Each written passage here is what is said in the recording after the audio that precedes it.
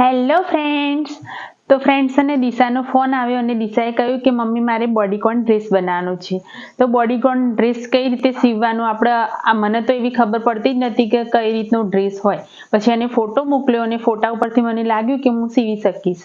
તો આપણે બોડીકોન ડ્રેસ આમાંથી બનાવવાનો છે. તો આ વેસ્ટર્ન ડ્રેસ બનાવવા માટે મેં અહીંયા 2.5 મીટર વેલ્વેટનું કાપડ લીધું છે.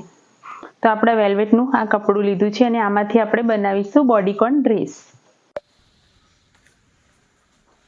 તો ફ્રેન્ડ્સ અને બોડીકોન ડ્રેસ બનીને તૈયાર.